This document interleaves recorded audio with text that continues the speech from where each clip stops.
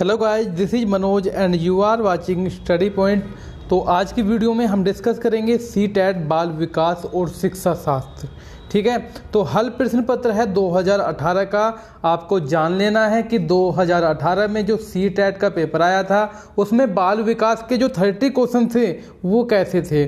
और जो ये पेपर है प्रथम प्रश्न पत्र है, कक्षा 1 से लेकर 5 तक के, यानी कि प्राइमरी स्तर के लिए हैं दोस्तों। ठीक है, तो देखिए कैसा आया था 2018 में पेपर। और साथ ही मैं आपको यहाँ पर एक बात डिस्कस करना चाहता हूँ कि आप सभी पेपर यहाँ पर देख सकते हैं, यानी कि बाल विकास का हो चाहे गणित का हो, सारे हल पेपर आप स्टडी पॉइंट पर देख सकते हैं। तो अभी सब्सक्राइब कर लीजिएगा स्टडी पॉइंट को। और चलिए दोस्तों स्टार्ट करते हैं। और साथ ही दोस्तों मैं आप लोगों से कहना चाहता हूं, अब आप मुझे अनअकैडमी के लर्निंग ऐप पर फॉलो कर सकते हैं। यहां पर मेरे सारे कोर्सेज आपको मिल जाएंगे, चाहे यूपी टेट हो या सी टेट हो, पूरा सिलेबस आपको यहां पर कंप्लीट मिल जाएगा। तो अभी फॉलो कर लीजिएगा, इसका लिंक आपको डिस्क्रिप्शन बॉक्स में नीचे दे दिया जा रहा है। ठीक है फ्रेंड्स,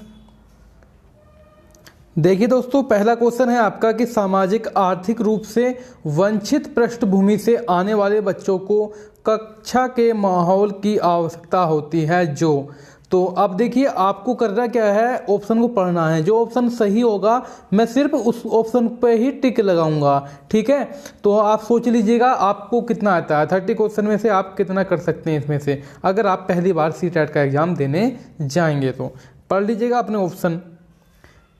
ओके, देखिए जो डी ऑप्शन है उनके सांस्कृतिक और भाषाई ज्ञान को महत्व देता है तथा उसका उपयोग करता है। देखिए सामाजिक आर्थिक रूप से वंचित पृष्ठभूमि वाले जो आने वाले बच्चों को कक्षा के माहौल की आवश्यकता होती है जो उनके सांस्कृतिक, यानी कि चाहे बच्चा किसी भी संस्कृति का हो, चाहे कोई सी भी भाषा बोलता हो, तो अध्यापक का कर्तव्य ये होता है कि कक्षा में क्या है उसकी संस्कृति का, उसकी भाषाई ज्ञान का महत्व हो, है ना। उसको मतलब ऐसा नहीं है कि भी उसकी अवहेलना की जा रही है कि तू तो उर्दू बोलता है, मतलब ऐसे परिवार से आता है या ऐसी भाषा बोलता है, ऐसी संस्कृति से आता है, यानी कि उसका महत्व होना चाहिए। डी ऑप्शन लगाएंगे आप लोग। क्वेश्चन नंबर 2 है आपका कि कक्षा में सृजनात्मक और प्रतिभाशाली बच्चे के लिए आवश्यक हस्तक्षेप निर्भर करता है। किस चीज़ पर निर्भर करता है भाई? ओके, तो देख लीजिएगा अपना सी ऑप्शन होगा सही कि शिक्षक द्वारा अनुकूलित और प्रेरक निर्देशन तरीकों के उपयोग पर। ठीक है, आपका सी ऑप्शन यहाँ पर सही हो जाएगा।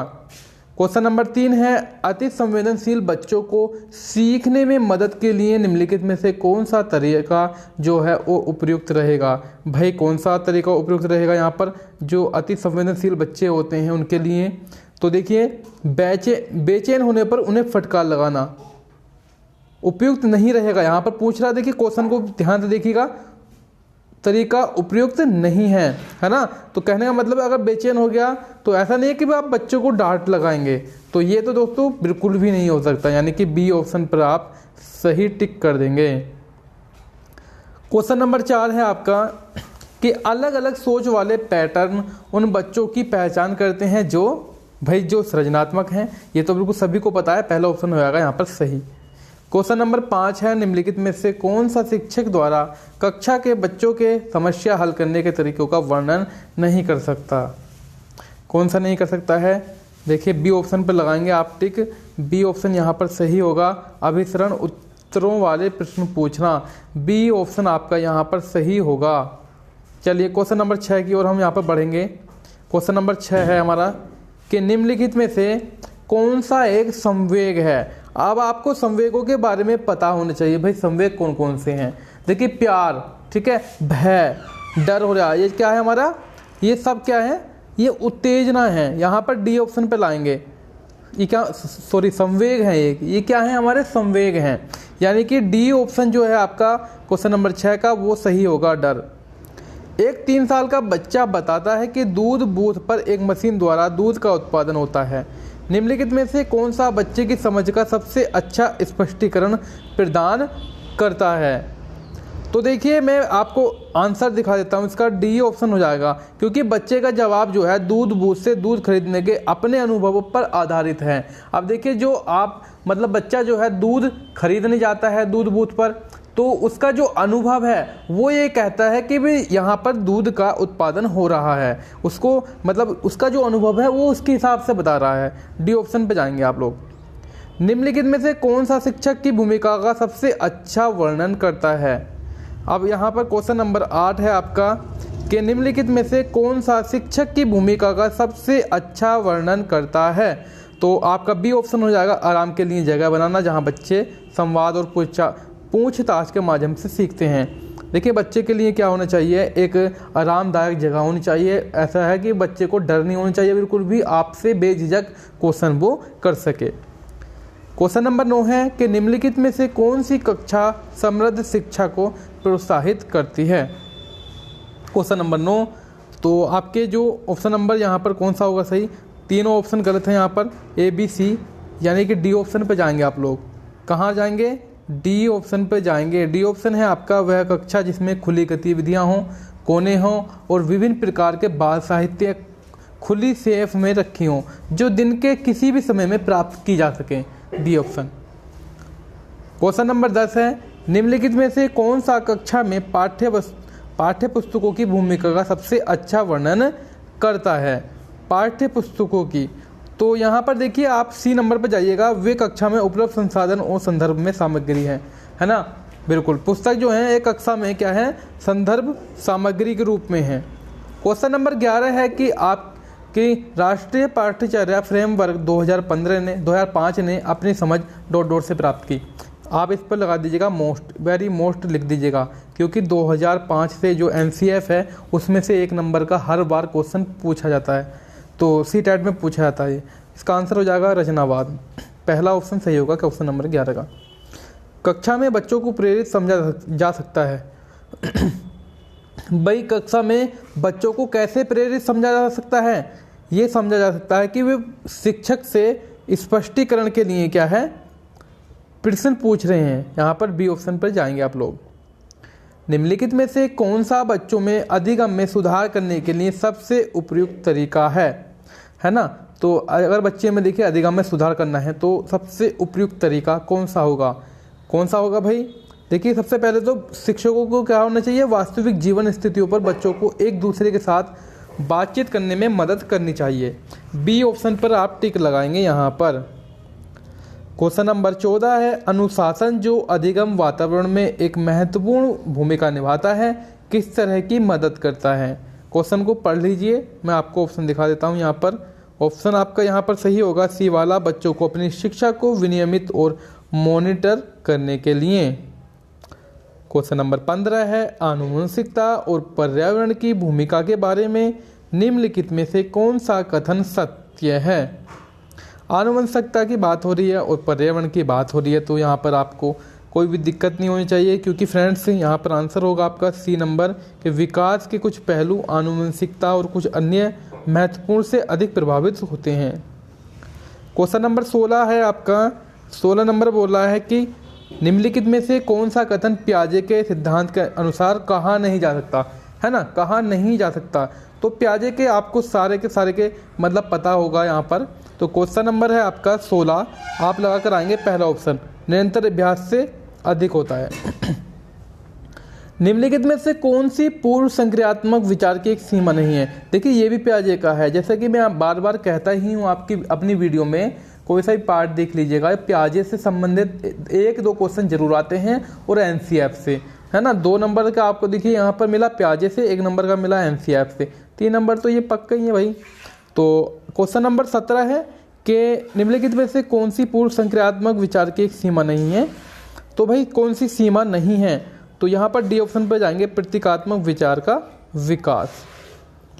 क्वेश्चन नंबर 18 है के अलावा निम्नलिखित कारणों से खेल युवा बच्चों के विकास में एक महत्वपूर्ण भूमिका जो है वो निभाता है कि यह समय बिताने का एक सुखद तरीका है। पहला ऑप्शन सही है यहाँ पर। निम्नलिखित में से कौन सा प्रश्न बच्चों को गंभीर रूप से सोचने के लिए आमंत्रित करता है।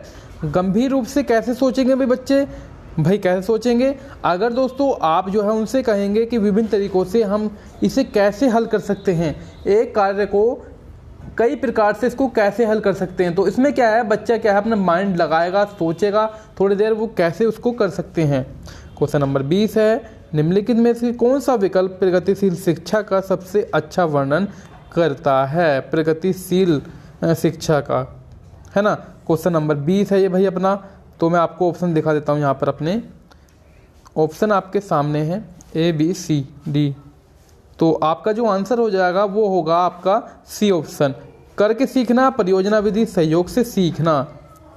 क्वेश्चन नंबर 21 है, प्रगतिशील शिक्षा के बारे में निम्नलिखित में से कौन सा कथन बताता है कि शिक्षा स्वयं ही जीवन है? दोस्तों आप हमारी वीडियो प्लीज़ लाइक जरूर कर दीजिएगा, लाइक कर दीजिएगा अगर दोस्तों आपको इतना भी पसंद वीडियो आ रही हो तो। क्वेश्चन नंबर 21 का आंसर आपने लगा दिया होगा पहला ऑप्शन, स्कूलों में शिक्षा सामाजिक और प्राकृतिक दुनिया को प्रतिबिंबित करें। भाई यहाँ पर पहला ऑप्शन होगा। अब देखिए कोलबर्ग से आ गया 1 नंबर का। कोलबर्ग के सिद्धांत के योगदान के रूप में निम्नलिखित में से किसे माना जा सकता है? तो भाई उनके सिद्धांत के संज्ञानात्मक परिपक्वता के बीच एक सहयोग का समर्थन किया है। सी ऑप्शन सही होगा यहाँ पर। क्वेश्चन नंबर 23 है, निकटवर्ती विकास का क्षेत्र संदर्भित करता है। भाई किसको करता है भाई संदर्भित? एक संदर्भ को जिसमें बच्चे सहयोग के सही स्तर के साथ कोई कार्य लगभग स्वयं कर सकते हैं। पहला ऑप्शन सही यहाँ पर। क्वेश्चन नंबर 24 है यहाँ पर, एक जो उभयलिंगी व्यक्तित्व है उसके बारे में पूछा है यहाँ से। तो भाई देखिए इसमें क्या है, आमतौर पर माने जाने वाले मर्दाना और स्त्री गुणों का समायोजन होता है ना। ऐसे व्यक्ति में क्या होता है, दोनों गुण पाए जाते हैं, स्त्री वाले भी और मर्दों वाले भी। उभयलिंगी वही कहते हैं। बच्चे जो है डॉट डॉट को छोड़कर अन्य सभी के द्वारा लिंग भूमिकाएं ग्रहण करते हैं। तो यहाँ पर लगाएंगे आप tuition, B option. Question number 26 है, मानवीकृत परीक्षणों की आलोचनाओं में से एक यह है कि भाई क्या है ये क्या है आलोचनाओं में से? देखिए ये क्या है, वे मुख्य रूप से मुख्य धारा की संस्कृति का प्रतिनिधित्व करते हैं और इसलिए ये पक्षपाती होते हैं। क्वेश्चन नंबर 27, एकाधिक बुद्धिमानी का सिद्धांत कहता है। भाई एकाधिक बुद्धिमानी का जो सिद्धांत है वो कहता है कि बुद्धि तेजी से बढ़ा जा सकती है। नहीं भाई, ये कहता है कि बुद्धि कई प्रकार की हो सकती है। बिल्कुल सही यहाँ पर, बुद्धि तो है भाई दोस्तों कई प्रकार की हो सकती है। शिक्षक सीखने के लिए मूल्यांकन और सीखने के मूल्यांकन दोनों का उपयोग कर सकते हैं। भाई यहाँ पर क्या कर सकते हैं कि बच्चों की प्रगति और उपलब्धि स्तर को जानने में। सी ऑप्शन आपका यहाँ पर सही होगा। क्वेश्चन नंबर 29 आज की वीडियो का, कि निम्नलिखित में से कौन सा सतत और व्यापक मूल्यांकन से संबंधित नहीं है? यहाँ पर पूछ रहा है नहीं है। देख लीजिएगा अपने ऑप्शन। क्वेश्चन नंबर 29 में थोड़ा कम कर दिया मैंने इसको जूम में। क्वेश्चन नंबर 29, चलिए दोस्तों जिनको आता होगा उन्होंने लगाया होगा बी ऑप्शन कि यह बच्चों को धीमे, खराब या बुद्धिमान के रूप में चिन्हित करने में उपयोगी होता है।